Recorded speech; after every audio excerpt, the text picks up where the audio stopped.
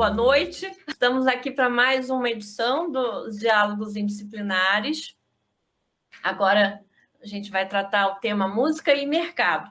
Temos dois convidados muito especiais hoje. Temos aqui nosso amigo, querido professor Pedro Cases, que vai poder contribuir muito trazendo assim uma perspectiva sociológica sobre o tema, né? Muito afetado também pela vivência super rica musical que ele traz, né? O Pedro é filho de músico, nasceu em berço de chorão, de chorões, roda de samba, além de tocar muitíssimo bem o violão. O professor Pedro, ele é nosso professor do Colégio Pedro II, do campus Engenho Novo 2. Olá, Neila, Pedro, Sérgio e o pessoal daí do São Cristóvão. Para mim também é uma alegria, um prazer estar revendo aqui vocês e trocar essa ideia, agradecendo já as palavras generosas da Neila. E é um assunto que realmente me interessa, enfim, acho que a gente vai poder trocar uma ideia bem legal. E temos também aqui meu amigo queridíssimo, o músico Sérgio Zexon, trazendo toda a experiência que ele tem na formação de técnicos, de músicos, em produção musical, e ele vai poder falar mais sobre essa experiência que ele tem, inclusive no Home Studio, que é uma escola que vem colaborando muito para a formação tecnológica, musical, aqui no Rio de Janeiro. Oi, Neila, Pedro, prazer em conhecê-los, toda a galera do Pedro II, São Cristóvão, um prazer enorme, uma honra estar aqui, agradecendo desde já o convite da Neila. Vamos poder conversar um pouquinho sobre questões aí do mercado musical e da formação dos músicos e produtores. E nosso querido Pedro Borges, colega, amigo e coordenador também da nossa equipe de 2. Olá, gente. Boa tarde, bom dia, boa noite, alunos de São Cristóvão, alunos de todo Pedro II. Que bom estar aqui com vocês nessa tarde, nesse momento, conversando sobre música e mercado, mas principalmente sobre música e troca, porque mercado, afinal de contas, no início de tudo é troca, né? Eu já queria puxar uma primeira pergunta aqui para os nossos convidados. A pergunta é a seguinte: quando a gente trata de pensar num ponto de vista mais primitivo do termo mercado, a gente fala sobre produtos ou commodities ou objetos a serem trocados, a gente consegue entender um pouco como é que aquele objeto obteve tal valor. O celular, né? Você sabe que ele é formado por diversas partes, ele tem um chip, ele tem um sistema eletrônico, então aquela composição do celular, do objeto, né, vai, teoricamente, produzir aquele valor. Mas quando a gente trata, por exemplo, de música, né, como é que a gente dá valor à música? E aí eu estou falando no valor financeiro mesmo. Tem um filme francês que se chama Intocáveis. O personagem, ele é tetraplégico e ele então é assessorado por um outro personagem que é muito destoante em termos de classe social, né? Então, o paciente, ele é de uma classe social mais abastada, ele tem contato com música de concerto, com obras de arte, etc. e tal. E o cuidador dele, né, que tem ascendência senegalesa, ele não tem contato com esse universo. E os dois começam em determinado momento do filme, tratar sobre o valor de obra de arte. Eles vão no museu e ficam diante de uma obra que vale milhares de euros, e o senegalês começa a perguntar: mas como é que isso vale isso, né? Por que isso vale tanto? Por que isso vale tanto? De onde vem a composição do valor dessa obra, né? Como é que a gente chega à conclusão de que o artista tal cobra tanto pelo show, ou que, no caso Sérgio, né, a produção tal vai custar tanto, a música tal vai valer tanto, a propaganda em cima do artista tal ou da música tal vai valer tanto? Como é que a gente compõe o valor financeiro de uma obra musical? Quando a gente fala da relação de música e mercado, a gente está normalmente assim, pensando naquilo que se tornou possível a partir do momento em que há gravação de música. Tem mais ou menos uns 100, cento e poucos anos, né? É do início do século XX que surgiu uma tecnologia capaz de pegar um som que está sendo, né, emitido por uma voz humana ou por um instrumento e registrar isso num disco, vamos chamar assim. Portanto, a gravação de música, né, ela surgiu dentro de uma indústria incipiente, né? Estava se criando não só de uma indústria, uma época que era comum ter editoras de partituras, né? Era uma coisa que era importante naquela época, mas depois, sobretudo, com os meios de comunicação de massas, né? Sobretudo no caso o rádio, você cria um mercado, né, de disseminação de um produto fonográfico, né, de uma gravação, que vai permitir que aquilo circule pela sociedade de uma forma mais massificada. Foi bacana esse exemplo que você deu do filme, Os Intocáveis, porque eu acho que dá para visualizar, né? Uma obra de arte, uma pintura, né? Vamos colocar assim, que você viu lá no museu, né? Ela vai valer, sei lá, milhões, talvez, milhares de euros, porque ela é um original. Se você, na saída do museu, passar naquela lojinha, você pode comprar uma reprodução, que é uma versão impressa daquilo que vai custar, sei lá, talvez R$50, né? Uma coisa assim. Você teria, nesse caso da pintura, né, a obra de arte como uma coisa única, né? A obra de arte original, né? Vamos colocar assim. O que isso que eu estou querendo chamar a atenção já é um pouco diferente, então, no caso da música, porque a coisa já é produzida, digamos assim, para a sua reprodução massiva. Então, nesse caso, a atribuição de valor, me parece, ela não funciona da mesma forma que uma pintura, uma escultura, né? Uma obra de arte que tem essa coisa do coisa única, né? Do original. Né? Essa pergunta pelo original e pela cópia ou pela reprodução não funciona da mesma maneira quando a gente está falando do registro fonográfico, né? da gravação de música. Mas agora, o que faz um artista ganhar milhões e o outro não conseguir ser valorizado, aí já passa por outros fatores. Né? Tem a ver com poder de gravadora, tem a ver com propaganda, tocada na rádio, enfim, uma série de fatores que acabam tornando muito mais difícil, né, para que alguns artistas atinjam uma visibilidade maior do que outros, né? E com isso, né, porque já que a gente está falando então de uma coisa que tem uma reprodução massiva, quanto mais ouvido, quanto mais admirado por milhões de pessoas, maior será o valor desse artista. Complementando o que o Pedro estava falando, quando se começou a gravar, depois que o Thomas Edison e outros inventores desenvolveram essa possibilidade de a gente registrar a música em algum meio mecânico, né, como acabou sendo o disco o mais duradouro, aquelas editoras que você citou, de partituras, passaram a comprar as máquinas para fazer os discos. Então, essa indústria veio de quem já ganhava dinheiro com música antes, dos séculos anteriores, que eram as editoras de partituras. Warner Chappell, EMI, justamente as que até hoje são as grandes gravadoras, né? O WA. Porque durante todo o século XX, você viver de música dependia muito de você ser contratado por alguém dessa indústria. E aí foi aí que a música virou realmente produto industrial. Então, quando a gente fala em mercado musical, a gente já está colocando a música, tirando um tanto do valor artístico, né, que ela é fundamentalmente uma arte, para se transformar num produto comercial vendável, né?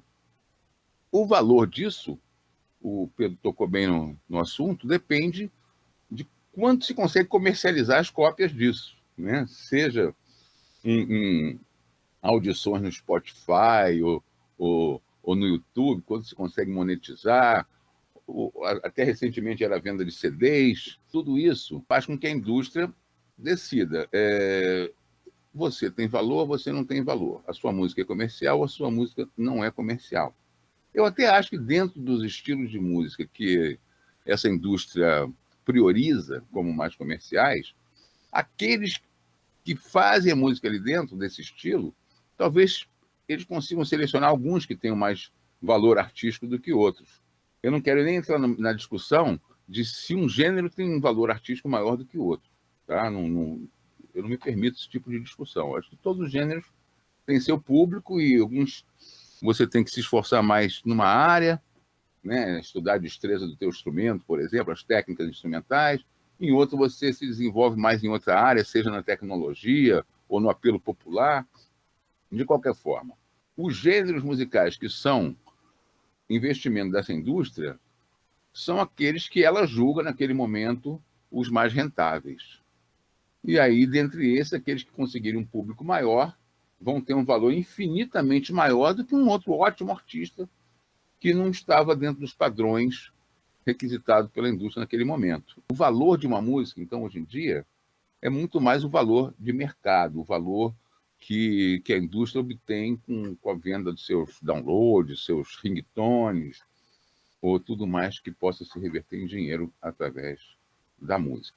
Na era que a gente conheceu, em que tinha aqueles grandes artistas internacionais da MPB, os que fizeram mais sucesso, isso é notório, todo mundo sabe, fizeram porque essa indústria investiu pesado na mídia para divulgar certas canções de certos artistas, né? Essa prática tem um nome até bastante conhecido como jabá, que é a abreviação de jabaculê, que é pagar para tocar no rádio, pagar para tocar na TV. Agora, com a internet, com o streaming, isso mudou muito. Desde a era dos downloads, né, na outra década, 2 décadas já atrás, você começa a mudar a correlação de forças desse mercado. Você tem que a indústria fonográfica começa a perder o espaço, incrivelmente, para a música independente. Os músicos conseguem, com a internet, se fazer ouvir sem ter que passar pelos intermediários, né? Como o rádio e a TV já não são mais tão influentes como eram alguns anos atrás, em termos de divulgação de música, agora você paga o jabá para tocar nas plataformas digitais. Assim como quem anuncia no Facebook, no Instagram, você também pode fazer a sua música entrar para as playlists do Spotify, etc. É o jabá 2.0. A primeira música que a gente colocou na playlist, 14 anos, do Paulinho da Viola. Paulinho da Viola é filho de um grande músico, do César Faria, violonista do Época de Ouro, que era o conjunto do Jacó do Bandolim. Então, Paulinho vê o pai, exímio instrumentista, né, desde os anos 30 tocando profissionalmente, mas o pai o aconselha a ter uma profissão, né? O pai diz para ele, pergunta para ele se ele não queria estudar filosofia, medicina ou engenharia. Tinha eu que ser doutor, né?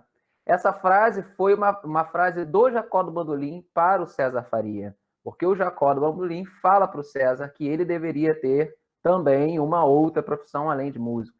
Então o César vai ser funcionário da Justiça Federal, ele vai ser funcionário público, né? Então essa frase o pai diz para Paulinho da Viola, mas o Paulinho responde: a minha inspiração era ter um violão para me tornar sambista. Então essa primeira parte da música fala desse universo da profissão musical.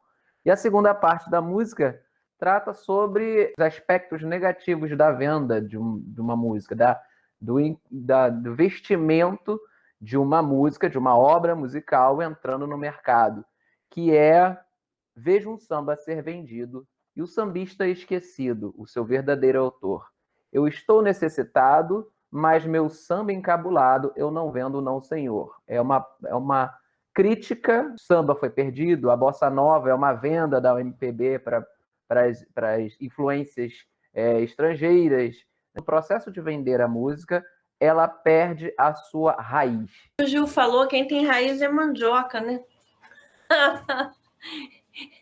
A Bahia já me deu, como é que é a letra? Régua e compasso, quem sabe de mim sou eu, aquele abraço. Esse texto é um texto interessante para a gente pensar. O discurso de se manter preso às origens, né, que está ligado à ideia da raiz, é uma questão muito delicada, porque me parece ligado a um conservadorismo de se manter a coisa como ela começou, né, e aprofundando para baixo, né? É diferente da ideia do rizoma que se amplia por todos os lados, né? Entrelaçando as coisas à volta. A própria história do samba diz isso, né? O samba nasceu no Rio ou na Bahia, já começa daí, né? E toda a história, a trajetória que ele tem no percurso, né, dos subgêneros, entre aspas, né, a gente falando de gêneros aí, tem o samba machichado, que vem da casa da tia Ciata. Aí acontece todo aquele processo, né, do prefeito Pereira Passos, que com o processo de higienização do Rio, expulsou essa galera toda que habitava aquela região, né, Cidade Nova, né, exatamente onde habitavam ali as tias baianas, né. E então esse pessoal habitando os morros passou a levar essa coisa do samba, que impulsionou, que já estava presente nos blocos de carnaval e que tomou, especialmente no Morro do Estácio, uma forma muito própria, né, que veio até chamar samba de morro, né? Então, botar mais instrumentos de percussão, outros instrumentos que nem existiam, como o tamborim, como o surdo, né? Então, isso foi muito criticado, justamente pela velha guarda, o pessoal lá das raízes do samba machichado, dizendo, vocês estão desvirtuando o samba, que é isso, né? E sempre foi assim, isso aconteceu em vários momentos com a bossa nova também, né? Então tem todo esse processo onde sempre se ganha e também se perde alguma coisa. Não... Perguntar aqui para o Pedro, meu xará, como é que é então esse lugar de ser filho de músico? Quais são as vantagens e desvantagens dentro disso? Fala um pouco aí da tua experiência em relação a esse lugar. Eu dei sorte, assim, no aspecto que, ainda que meu pai seja um músico, né, cavaquinista e, enfim, produtor musical e tal, que está ligado à música instrumental brasileira, especialmente ao choro, e também produziu muita coisa no samba e tudo mais. Mas meu pai não tinha e nunca teve com a gente uma coisa assim purista de que a gente deveria se manter fiel a uma concepção dele, né, de música popular e tal. Então, eu sempre lembro que a gente devia ter uns 10, 12 anos, uma coisa assim. Ele comprou uma guitarra elétrica para a gente, o primeiro instrumento que ele deu para a gente. E eu tenho um irmão, né? E a gente tocava, aprendendo a tocar e tal.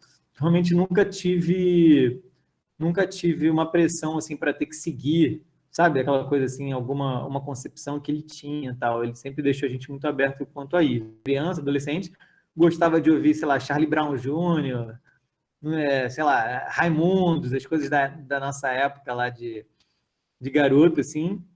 E, obviamente, meu pai torcia o nariz, eu achava aquilo ali horroroso, não sei o quê. Então, ao mesmo tempo que na nossa casa, né, assim, tava tocando sempre um Pixinguinha, né, um Valdir Azevedo, as coisas clássicas assim da música popular e tal. Mas essa questão da raiz é sempre um equilíbrio tenso, né, entre a comercialização, esse lado da indústria, do comércio, do sucesso comercial, né, e o lado da arte, que é o lado da busca pela beleza, né, pela emoção, por fazer uma coisa, né, que é, enfim, artisticamente plena. A indústria ela sempre se nutriu, ou se você quiser, sempre se aproveitou, né, dos gêneros musicais, dos estilos musicais que surgiam no seio do povo, digamos assim, né? Para ficar aqui em dois casos, deixa mais fácil a gente falar, tipo Estados Unidos e Brasil, né? O que veio do rock, que por sua vez tem uma ligação com o blues, né, americano. Talvez é o único gênero de música que posso dizer que surgiu de dentro da indústria é o que a gente costuma chamar de música pop. Né? Talvez não existisse um grupo de pessoas que se juntava, como se juntavam para fazer um blues, como se juntavam para fazer um machixe, ou um samba, ou um maracatu. Né? No caso da música americana, você tem todo o movimento que vai vir mais recentemente do hip hop, do rap, né? Que se aproveita também de outras movimentações posteriores da música negra americana. Então, assim, a indústria está sempre de olho nisso, né? E muitas vezes abrindo também espaço para artistas que vão fazer coisas inovadoras, que vão fazer coisas, né, enfim, que vão alargar, que vão provocar, que vão questionar. A questão da raiz, ela é uma espécie de um dos polos, né, dessa relação. Quando volta e meia você tem que voltar para a raiz, você tem que voltar. O que é para a raiz? É para a prática coletiva, né, comunitária, de um tipo de música que era feito coletivamente num bairro, numa favela, enfim, por um conjunto de pessoas que estavam ali fazendo música não para vender, para ganhar dinheiro, mas pela alegria, pela diversão, ou enfim, pela satisfação de fazer música. Muito bom que você trouxe, Pedro, que você resgata a noção de raiz ligada à prática ao vivo, né? Que é uma coisa que, inclusive, as gravações fizeram perder, né? É uma coisa que eu acho que o Gil, ele valoriza muito nas produções dele, que é a coisa de fazer junto, ele gosta muito de disco ao vivo e tal. Então, achei bonito essa tua abordagem da raiz como a prática ao vivo, né? E não como a manutenção de traços específicos para se manter congelado uma expressão, um modo de expressão que a gente chama de gênero, né? Senão a gente não teria outros, né? A gente vai dialogar agora com a música da Pitty, né? O Admirável Chip Novo, ele é de 2003, baseado, claro, num livro fenomenal do Aldous Huxley, que é Admirável Mundo Novo, que ela trata de fugir do sistema, né? Atenção para esse sistema que está nos formatando. A gente olha aqui para o Sérgio, ele está ali com baixo atrás dele, já o microfone dele já denuncia, né? Esse é um estúdio, tem ali baixo pendurado o violão, e isso já me remete à minha adolescência, às minhas horas gastas em estúdio, aquele sonho, né, de que gravar um CD, e gravar o CD, e o CD vai ser descoberto por alguém. Eu ia perguntar aqui para o Sérgio, usar o sistema para criticar o sistema. Punk rock, vamos quebrar tudo, vamos destruir o sistema e tal, mas tem que passar por dentro da produção, tem que vender o CD, se não vender não adianta. Como é que é isso? É uma dicotomia ali dentro, né, não? Sim, nós temos muitas dicotomias, muitas contradições aí. Voltando um pouquinho antes, existe aí uma contradição entre a raiz de um lado e a tecnologia do outro. Existe uma outra contradição entre a arte de um lado e o mercado do outro. Então, a gente tem que se equilibrar nessas 4 pernas. Eu preciso beber da raiz para poder ser comercial, e para isso eu tenho que usar tecnologia. Eu quero fazer uma arte de qualidade, mas que ao mesmo tempo venda. Esse era o sonho de todo mundo. Eu vou entrar para a indústria para corroer o sistema por dentro. Eu já tive esse sonho. Voltando ao assunto lá de trás, minha mãe queria que eu fosse médico, meu pai queria que eu fosse cientista como ele, né? Eu acabei fazendo várias faculdades até conseguir fazer a de música, que eu ainda levei mais de 10 anos para terminar, porque essa altura eu já estava trabalhando. Roger Waters, do Pink Floyd, ele tem uma frase muito interessante. Você pode ficar milionário, ser socialista, mas o teu dinheiro está no banco, alguém vai usar aquele dinheiro. A internet, com toda a abertura que ela trouxe, ela permite novas opções de divulgação para a música. Agora eu vou entrar para o OneRPM e botar minha música no Spotify e vou ter zilhões de views. Não vai, não. Enquanto você não fizer uma super campanha nas tuas redes. Essa é a opção que eu acho, entendeu? Se a pessoa consegue ser boa em dialogar com as redes sociais, ela tem que botar a música dela por ali também. Então, eu acho que fundamental é buscar as redes. Aí você pode ser contra o sistema, dentro de um outro sistema, que é a internet, que é um sistema mais anárquico. Por mais que o grande capital sempre tente tomar conta da internet, mas ainda é um bocado anárquica. Agora, a produção também ajuda muito a música boa a ser vendada, uma boa produção. Mas ela nunca pode ser a prioridade. A prioridade tem que ser realmente a qualidade artística. Ou, para outros, aí, a capacidade de venda, né? Quanto a música ser exercida somente ao vivo, coletivamente, como a Neila falou, eu acho que esse é um aspecto maravilhoso da música, mas não é o único. Eu tenho, às vezes, sensações de prazer absoluta fazendo sozinho aqui no meu computador uma música eletrônica, ou um rap, um trap, ou uma música mais pop. Quando me encomendam e tal, eu às vezes falo, oh, ficou maravilhoso isso. É como se eu estivesse tocando com uma banda. Claro que tocar meu baixo com uma banda é outra coisa maravilhosa, mas são fazeres musicais, diversos fazeres musicais. Ele entrou pela internet, né? É verdade. A gente botou essa música na playlist, né? E a gente colocou pela internet 2, porque, na verdade, ela é uma paródia do Pela Internet, lançado em 96, né? Aquela primeira, lançada em 96, ela foi bastante importante, porque foi a primeira vez que foi lançado um show em streaming, né, pela internet. Dizem que até mundialmente, eu não sei, tem controvérsias. Pelo menos no Brasil, com certeza, foi o primeiro show transmitido assim, pela internet, né? E o tema é justamente as facilidades da internet, uma apologia às facilidades da internet, né? Fala de website. Tem um discurso esperançoso de que a internet seria um lugar de encontro para debate, né, de construção coletiva, né? E ela também menciona uma outra música de 1916, que é Pelo Telefone, né? Que foi o primeiro samba gravado também na história, né, do samba. E aí ele cita, né, uma letra, inclusive, né, o chefe da polícia, O telefone mandou me avisar que na Praça 11 há uma roleta para se jogar, né? Então, meio que ironizando totalmente essa ação, né, da polícia corrupta que avisa, né, antes de dar a batida, avisa para limpar a área e tal. Então, ele coloca um outro termo, né? O chefe da polícia carioca avisa pelo celular, bota o celular no lugar, né? Que na Praça 11 tem o vídeo poker, que já é uma atualização, né? Para se jogar, que também é proibido, né? Então, pela internet 2, ela é uma outra versão, com a mesma melodia, claro, com a mesma base instrumental, porém ele já tem uma concepção mais crítica, né? Cita outros elementos que não tinha, Facebook, né? O Waze. Fala mais, assim, de que a gente está entregue a também uma captura, né, dessa quantidade excessiva de informação, né? Essa parte onde ele fala, né? Eu estou na rede que nem peixe pescado. É Zap, é like, é Instagram, é tudo bem bolado, né? Então, essa letra pela Internet 2, ela tem um lado, assim, mais crítico sobre a internet, né? A música, o desejo, né, a se considerar, é só clicar que a loja digital já vem. Aí ele cita a Anitta, né? Arnaldo Antunes, não sei mais quem, meu bem, né?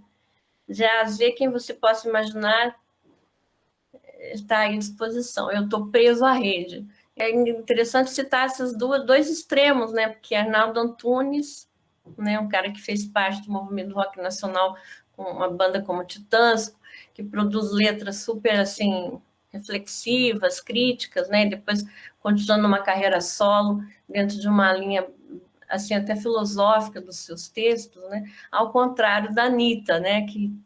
Que é uma artista que, digamos assim, ela está mais dentro de uma etiqueta assim rotulada dentro de um latado. Eu não sei se eu estou sendo preconceituosa. E o próprio Gilberto Gil, ele citou numa entrevista, né, que ele diz assim, né, a internet virou um pandemônio, um estímulo a esse narcisismo individualista que se desdobra em política de ódio. Né? As imperfeições humanas se multiplicam nessa multiplicação de possibilidades de contato, de acesso e de informações.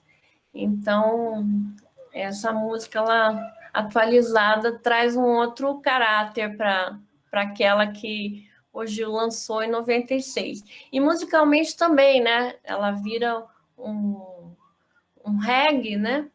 E se coloca o acordeon, por exemplo, é um andamento um pouco mais lento e tem aí uma diferença, né? Geração Coca-Cola, de 85, da Legião, essa banda que devia ser uma matéria na escola, né? Depois de 20 anos na escola, não é difícil aprender todas essas manhas do seu jogo sujo. A gente está tratando de um mercado em que o capital é simbólico, né? O capital desse mercado da escola é simbólico. Aqueles que sentam mais na frente já dialogam, já falam a língua legítima dentro do mercado da escola. Os que sentam mais atrás, o que vão repetindo de ano, são os menos legitimados nesse mercado, né? A escola, um mercado de capitais simbólicos. E perguntar para o Pedro, como se dá essa coisa do mercado simbólico dentro da escola, né? Eu acho que tem uma coisa muito interessante dessa letra, né? Tem um verso que sempre me chamou a atenção na letra. Vamos cuspir de volta o lixo em cima de vocês. Eu acho isso uma coisa interessante, porque a Legião Urbana foi talvez a maior dessas bandas do rock brasileiro dos anos 80, né? Que surgiu ali nos anos 80.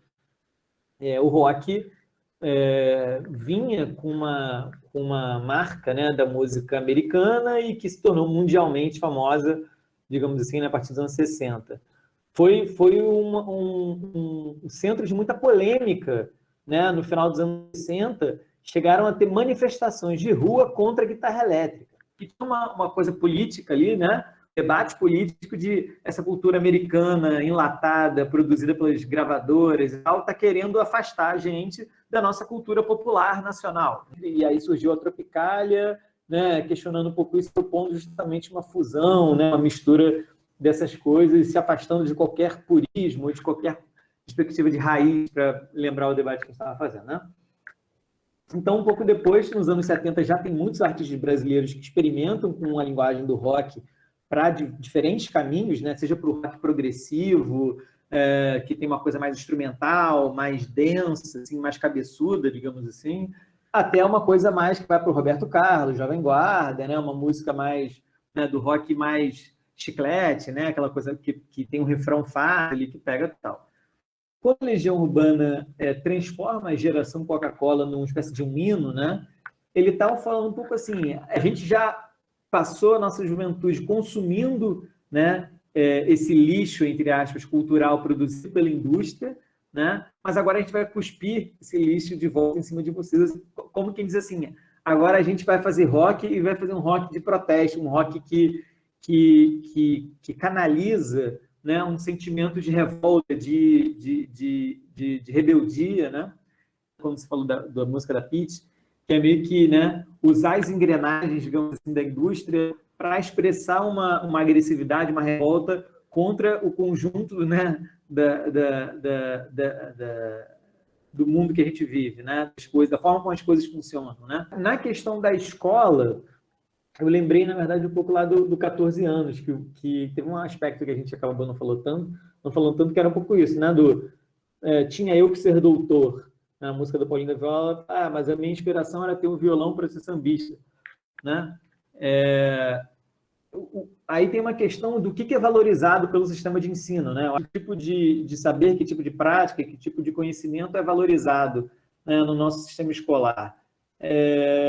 Eu sempre gostei muito, né? Quando eu entrei lá no Engenho Novo, conheci Neila, e, enfim, todo mundo lá dessa parte de arte, de música e tal, e sempre foi uma coisa que me interessou muito, porque, bom, o pessoal que está ouvindo a gente pode dizer se estou falando bobagem ou não, mas tem aquela coisa, né? A maior parte das aulas é você ficar sentado ali em frente ao quadro, ouvindo o professor falar sobre química, física, matemática, geografia, história, etc. e tal, né? E muitas vezes falta, né, na escola esse tipo de relação mais prática, né, com conhecimento mais criativa, né, estímulo da criatividade. Vocês fizeram uma conversa sobre música e identidade, né? A gente sabe como é importante na adolescência, né, você formar os grupos que têm certos interesses em comum. Então, a galera que gosta de anime, mangá, coisas assim, a galera que gosta de funk, sei lá, de não sei o quê, a galera que gosta sei lá, né, de rock, né, tem uma pegada mais ou de metal e mais gótico e tal. Então, a gente sabe que muitas vezes essas identidades elas vão se formando a partir, muitas vezes, entre outras coisas, do que as pessoas gostam de escutar, né? Que tipo de música elas gostam de ouvir, e o visual, e a roupa que isso está associado, e as ideias, a postura, né, da forma de se colocar no mundo, o público que está ligado a isso. Enfim, então eu acho que tem uma coisa importante que tem saberes aí, como a letra do Paulinho da Viola estava colocando, né, que é o saber do violonista, o saber do compositor popular, que não era valorizado nessa terra de doutor, né, onde ter o símbolo da distinção social, né, é justamente esse do doutor como o cara que está acima dos outros, né, porque ele carrega ali um certo tipo de nobreza, digamos assim, né. Você vê que tem esse papel importante, eu acho, então, de que a escola consiga valorizar várias coisas diferentes, não só a mesma coisa, né? E a próxima música, que é a do Marcelo Adnet, a música do jingle político. O mundo político também com o seu mercado, né? De trocas, de troca de influências, de troca de capital, etc. Eu vejo a música do Marcelo Adnet como um raio-x. É abrir, é quebrar a quarta parede, né? Vamos mostrar aqui como é que a gente lida no mercado da política. Eu queria perguntar para o Sérgio se ele já fez um jingle político. Eu já fiz alguns jingles políticos, sim. Eu não quis ficar nessa atividade, porque, primeiro, tem que ajudar a eleger gente que você não quer que se eleja, né?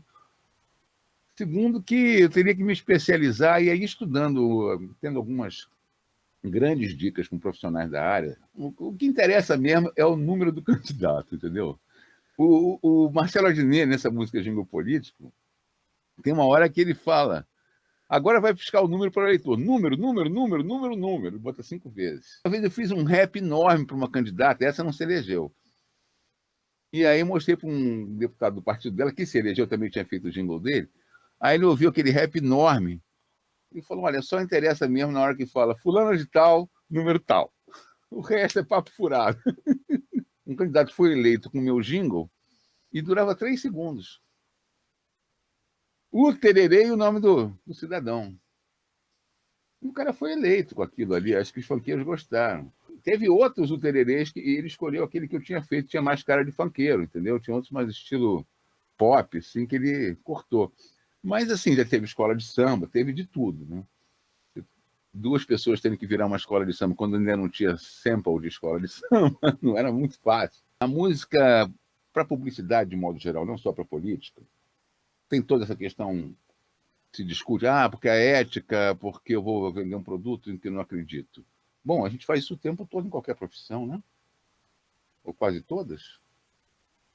Né? Você vai trabalhar aí de vendedor numa loja, você está vendendo um produto em que você não acredita.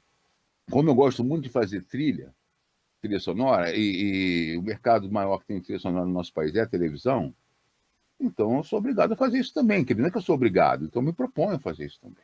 Agora, pago muito mal, em todo lugar pagam muito mal. Entendeu? Não é o mercado que você pensa. Hoje em dia, a moda é pagar só o que o ECAD obriga a pagar.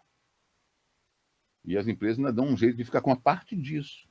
Então você faz a música de graça para a TV, ela toca, ganha os milhões dela. Como ela é obrigada a pagar os direitos autorais ao ECAD, ela acha que você está bem pago com aquilo, ainda fica com uma parte. Para quem quer seguir a carreira de músico, realmente fazer o que gosta, sabe? Ter a coragem de agir com o coração, como está na letra dos Detonautas lá na última música.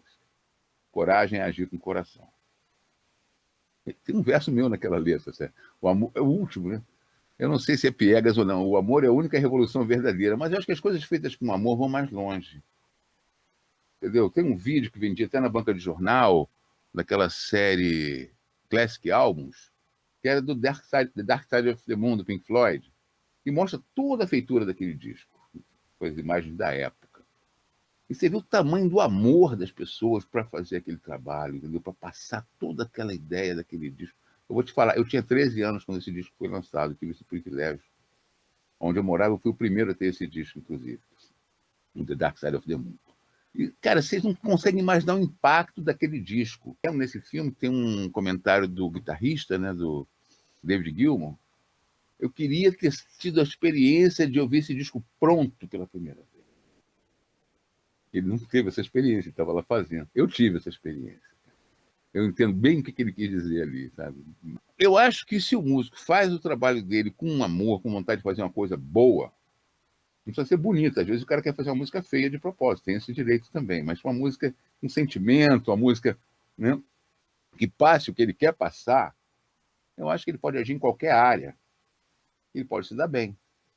Agora, tem que lutar muito, se esforçar muito, entender que hoje em dia a gravadora é ele. O que você está falando aí tem a ver com Fernando Anitelli, né? Exatamente no projeto Teatro Mágico, né? Que defende essa pluralidade, né? Sim. Independência de criação. E a letra da música Pena Porcentagem, verso, rifa, tarifa, refrão, talento provado em papel, moeda, poesia, metamorfoseando em cifrão. Quer dizer, quanto vale a música? Aquela pergunta inicial do nosso papo. Quantos reais vale a música? Para as gravadoras, essa música não é comercial. Mas se vocês virem o vídeo, vocês vão ver as plateias lotadas. Eu já fui em show do Teatro Mágico, plateias lotadas até hoje. A banda vai mudando, fica só o Anitere, mas o povo está lá.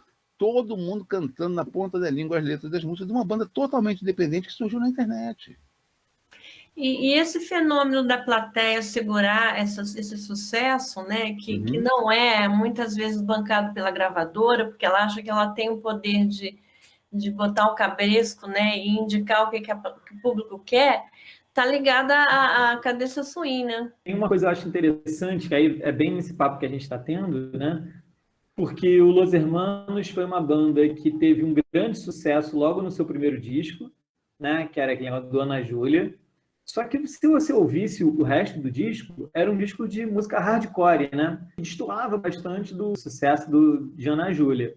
Com isso, eles ficaram numa situação meio doida, que era assim, eles tinham muito público, eles tinham uma visibilidade grande e o interesse, portanto, grande da indústria, mas eles ficaram conhecidos com uma música que não representava tanto assim a banda, né?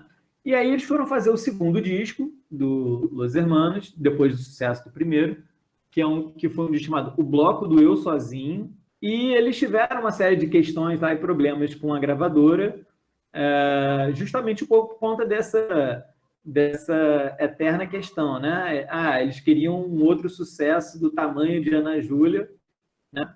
E eles não estavam dispostos a ficar, né, orientando a criação artística deles pelo objetivo de fazer um outro sucesso daquele tamanho, né? A partir desse segundo disco, então, Los Hermanos vai trilhando um outro caminho, que não vai ter mais um sucesso nacional como foi o Ana Júlia, mas vai criar um caminho muito sólido, com uma legião de fãs muito fiel, muito apaixonada. Eu fui um desses fiéis fãs de Los Hermanos em época de adolescência, assim, também ali, enfim, época de ensino médio. E eles construíram, né, uma carreira com uma certa autonomia em relação a isso. E é por isso que a letra da música fala, né? Ele tem uma sacação muito inteligente, o Camelo, de fazer uma letra um pouco estranha quando você ouve pela primeira vez, porque a última sílaba da última palavra de cada verso, né, ela está comida, né, e ela aparece na primeira palavra do verso seguinte. A pergunta, cadê teu swing? Que seria, cadê teu swing? Né? Ela é feita do ponto de vista da gravadora, digamos assim, né, do empresário. Então, cadê teu repi?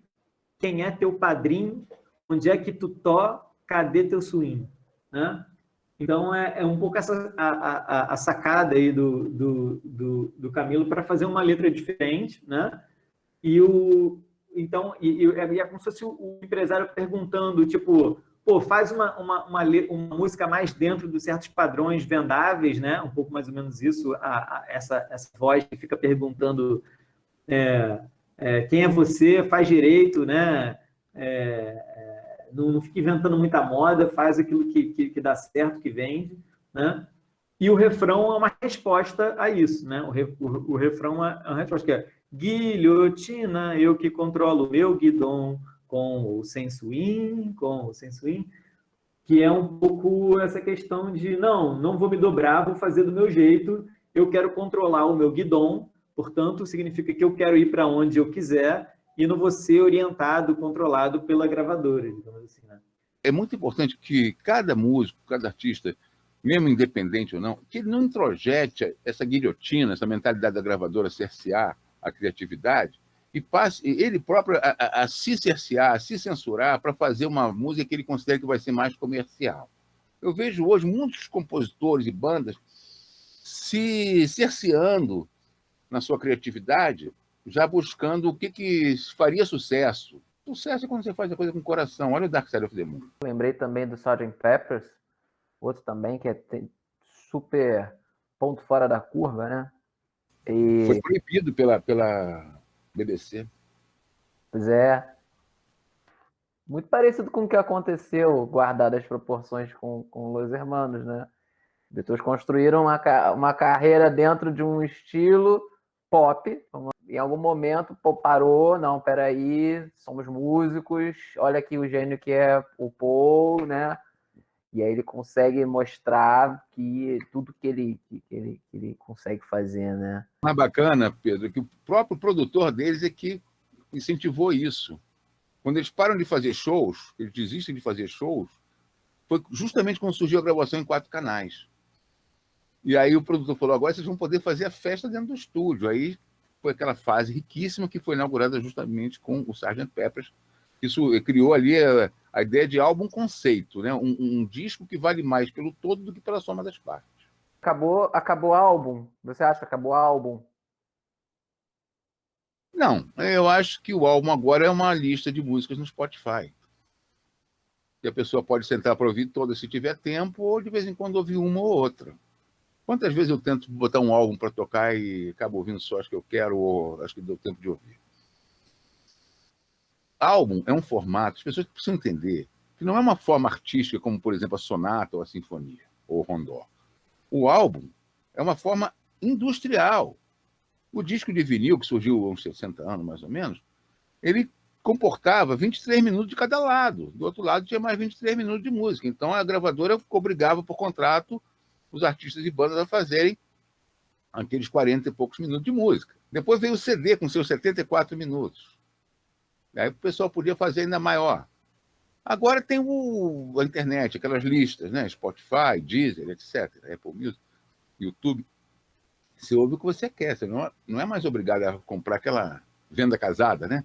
Um monte de músicas juntas num álbum, 14 músicas, que queria ouvir uma. É até curioso essas bandas que estouram uma música diferente do estilo. Estou pensando aqui no Steely Dan, uma banda dos anos 70, que estourou uma música que era um swing, cheio de percussão, mas era uma banda de rock. E nunca mais fez o mesmo sucesso que com aquela música do It Again. Você falou, Sérgio, que não é mais assim, as gravadoras já não coordenam mais a carreira do cara, já não faz toda aquela produção. Mas como é que fica o fenômeno do K-pop? Eu vou te fazer um comentário sobre o K-pop, que eu vi uma vez num programa do Gregório do Vivier. A Coreia do Sul é um país super industrializado, mas um dos principais produtos de exportação é o K-pop. Inclusive existe no Japão o J-pop, né? Existe na China o C-pop. Aí ele fala, por que não o funk? Por que a gente também não investe para exportar o nosso funk? Ele começou a mostrar vídeos de funk, porque a gente tem um preconceito enorme, as pessoas de classe média, que o funk é só funk de baixaria, ou de crime, não sei o quê. Não, nada disso, é um gênero musical como os outros, que está se expandindo, está crescendo, e tem uma quantidade gigantesca de fãs, e que eu acho que se os músicos se voltarem para ele, vão poder contribuir para elevar a qualidade artística de muita coisa ali. Se bem que não é o mais importante no funk a qualidade artística, é mais botar o povo para dançar mesmo e para se divertir. O que é também uma causa nobre da música, fazer as pessoas se divertirem, né, gente? Por favor. Não é só fazer as pessoas pensarem, né? Uma vez eu perguntei, por que as pessoas preferem o pagode aí que está fazendo sucesso do que os sambas do Paulinho da Viola, do Martinho da Vila? Aí eu vi uma resposta que me deixou perplexo. Eu fiquei revoltado durante um tempão, até que começou a cair a ficha, anos depois. O cara falou assim, porque é melhor. E agora? Melhor para quem? Quem decide o que é melhor? Quem decide o que é arte? Então isso não é arte, aquilo é arte, porque eu decidi, porque eu fiz faculdade de música, é isso? Esquisito, né? O mundo é tão plural, né? Eu deixo isso no ar, não tem resposta não.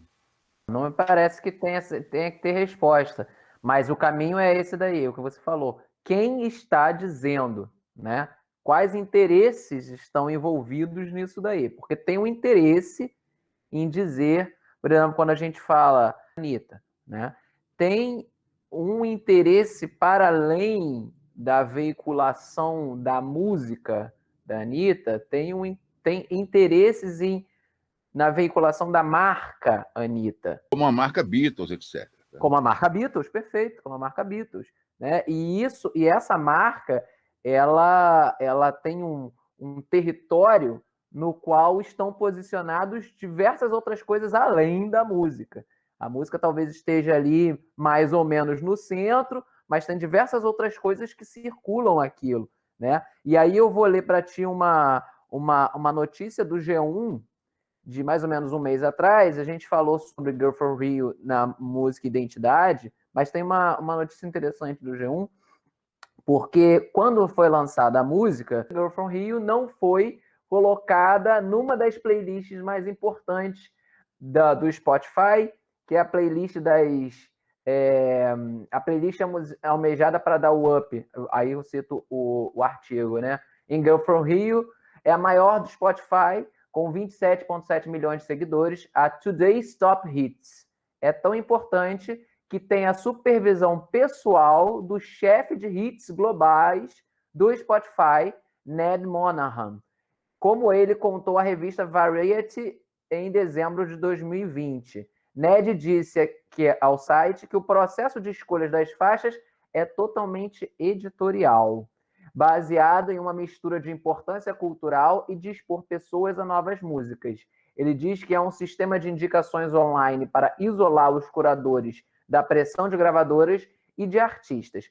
Bom, eu achava que isso fosse um algoritmo. Não é. É um indivíduo fazendo isso, né? O algoritmo é aquele cara. É um cara chamado algoritmo, né? Citar aqui, a Ana Júlia ganhou um prêmio do Multishow da Música Brasileira 2000. E o Marcelo Camelo, ele ficou embaraçado ao ganhar o prêmio, porque ele ganhou na categoria de melhor música, concorrendo com ele uma música de Chico Buarque. E ele pediu desculpa por ter ganhado. Eu acho que é uma questão assim, que mostra como essa coisa do single e da propaganda, né, ela pega mesmo. Os ouvidos é que fazem esse mercado funcionar. Pedro, gostaria que você falasse a música Esquiva de Esgrima. Eu acho que essa música do Criolo, na verdade, ela é um rap que dialoga, digamos assim, com várias outras que a gente já comentou aqui, que são músicas que trazem uma crítica do consumismo, crítica de uma sociedade no qual você é aquilo que você compra, né, onde o que importa para as pessoas muitas vezes é conseguir comprar e ter acesso a um carro, enfim, uma roupa de grife, um tênis, um boné, um cordão, uma coisa assim. Bom, o Criolo é um rapper de São Paulo, já com bastante tempo de estrada, mas que estourou, assim, fez um sucesso nacional por volta do início dos anos 2010, 2011, mais ou menos. Essa música está no Convoque Seu Buda, acho que esse é o segundo disco dele, e o primeiro disco, que foi o que fez mais sucesso, assim, é o Nó na Orelha, que na verdade não é o primeiro que fez sucesso, ele já tinha lançado umas outras coisas antes. Mas aí eu acho que tem uma coisa mais do contexto, que eu acho que vale a pena se atentar. Claro que a garotada que está vendo a gente aqui falando era muito nova, na época daquelas manifestações de 2013, né, que foram uma série de passeatas, enfim, de manifestações que tomaram o país, expressando ali enfim, uma revolta que estava meio escondida, ninguém via, ninguém imaginava que fosse ter um troço daquele tamanho. E eu acho que esse segundo disco do Criolo, ele tem várias músicas que dialogam diretamente com aquele contexto. Eu acho que ele fez o disco muito no impacto assim, daquele momento ali de 2013. Digo isso porque tem inclusive um verso da letra da Esquiva da Esgrima que fala explicitamente em numa chuva de fumaça, só vinagre mata a sede. Pode ser que isso não esteja claro, mas ele está falando dessa fumaça, aquele gás lacrimogêneo, né, que era usado para dispersar as manifestações, e vinagre era uma coisa que a galera levava para a manifestação, porque o vinagre corta o efeito, né, que o gás de pimenta ou o gás lacrimogêneo gera de irritação nos olhos, no nariz e tal. Eu acho que tem muito desse contexto ali, sabe, nessa música do Criolo, que tem como refrão que a gente tem dinheiro para se contar, mas não tem alma para se lavar, né? Quer dizer, ele está um pouco dizendo, eu acho, desse momento no qual teria tido um acesso maior ao consumo por parte das classes populares no Brasil, seria tido uma pequena melhoria, não, uma pequena abertura maior para o consumo das classes populares, mas ele provoca um pouco dizendo que a vida em si não melhorou radicalmente, não se transformou radicalmente nesse processo. Eu acho que essa música ela dialoga bastante com uma certa rebeldia que apareceu ali e que depois ainda apareceu, né, em outros momentos, como, por exemplo, 2015, 2016 tiveram várias ocupações estudantis de escolas, inclusive da nossa escola do Pedro II, né, onde você vê essa rebeldia estudantil muito viva, muito ativa, muito inteligente, muito, enfim, firme assim, na luta. E acho que essa música do Criolo me associa um pouco a uma crítica à política da inclusão pelo consumo. Tem uma entrevista sensacional do Criolo com o Lázaro Ramos, podem encontrar no YouTube, onde o Criolo desenvolve um pouco mais essa crítica, sabe? Pedro, você falou de 2016, as ocupações que aconteceram, né? E que o Engenho Novo teve um papel assim, super forte, né? Dentro do Colégio Pedro II, e teve uma característica própria deles, né? Que eles elaboraram, foram tecendo, que é a ocupação feita através da arte, né? Especialmente a música, né? Muitos músicos se solidarizaram, foram lá, fizeram shows, né? Grupo de coco também, teve a apresentação do Chico Chico, do Dabraque, teve muita coisa bacana lá, né? Exatamente. Então, foi muito bonito esse movimento aí que a música traz, né, da resistência. Faz sentido a gente falar sobre que essa música do Criolo é uma certa crítica ao funk ostentação? Eu acho que é sim. Eu acho que tem a questão dos valores, né? Que por mais que possa ter um potencial crítico, eu acho que isso foi se perdendo, esse potencial crítico foi se perdendo muito nisso que ficou conhecido como funk ostentação, né? Para não falar em outros aspectos que muitas vezes reproduzem muito de machismo, né? De objetificação da mulher, e etc, etc. O funk ostentação, ele deveria, talvez ser lido como uma espécie de paródia também, porque aquela garotada que, e muitas vezes você vê, tem uns MCs, uns meninos de 13 anos, 14 anos, que fez um vídeo com os amigos e postou. E aquelas pessoas não têm dinheiro, né? No geral, é feito por gente de periferia, gente de classe popular. Mas tem que fingir que tem dinheiro, e tá muito doido. Aí tem histórias da galera se endividando para alugar um carro, tipo uma limusine, para gravar o clipe, ou então imprimindo dinheiro, nota falsa, para fingir que ficar jogando assim, tem muito dinheiro. Então, assim, eu acho que dá para ler numa chave assim, sabe? Tipo, tão, digamos assim, escrachado, né? Eles estão afirmando que a nossa sociedade, o que vale é o dinheiro, de uma forma tão escrachada que você tem que ler isso meio que a contrapelo, digamos assim, né? Ler isso, né, desconfiando um pouco para enxergar o valor que pode ter de crítica naquilo ali. Mas não acho que seja intenção de muitos desses caras que fazem um funk ostentação. Ostentação também é consequência da inclusão pelo consumo, né, gente? E lembrando que machismo, racismo já foram também características de muitos sambas no passado, né? Nega do Cabelo Duro é só um deles. A gente falou sobre isso na música Identidade, né? Das letras dos sambas antigos, mulher gosta de apanhar e etc. Eu ouvi uma entrevista com o João Marcelo Boscoli, da Trama, que ele em um determinado momento, falou para o entrevistador o seguinte, tudo esbarra na falta de educação. Se você não tem aula de música nas escolas, como havia antes, a pessoa sabe pouco de música, não tem boas referências ou não tem referências. O problema da música, principalmente no Brasil, não está no palco, está na plateia. A plateia pode aceitar qualquer coisa.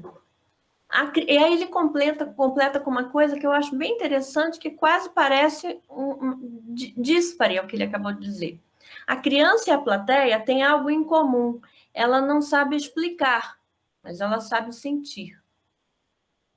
Aí ele fala, eu espero que a música, pelo menos o canto, volte às escolas como uma experiência importante. Aí ele faz um discurso muito importante, falando da necessidade que é a gente ter, na formação de qualquer pessoa, esse trabalho, né, de educar a escuta, no sentido não de disciplinar, mas de abrir. Aí ele diz assim, senão a pessoa fica que nem eu assistindo um jogo de beisebol. Eu vejo as coisas, o cara batendo a bola de lá para cá, as roupas coloridas, aquela movimentação, mas eu não entendo exatamente o que está acontecendo ali. Sobre fazer as coisas com o coração, né? Essa canção foi um desabafo aí que o Tico Santa Cruz e os Detonautas fizeram, né, em cima de todo esse ódio que vem permeando as relações entre os brasileiros, né? Assim como a fome, né, num país tão rico de alimentos, né, tanta terra, tanta produção agrícola e as pessoas passando fome, e com tanto verde, tanta alegria, tanto passarinho cantando, tanto sol e as pessoas se odiando por causa de mitos e lendas. Quero lembrar sempre que mito significa mentira, né? Então, coragem é agir com o coração. É principalmente isso que os Detonautas propõem nessa música Oração do Horizonte, né? A gravação que a gente colocou na playlist, o vídeo, não é o vídeo original, não existe um vídeo dessa música na internet, só no DVD. Mas com a autorização da banda eu consegui liberar esse vídeo, que foi um fã que pegou imagens do DVD acústico com som de estúdio da Oração do Horizonte, fez uma combinação lá e é suficiente para a gente poder curtir essa bela canção.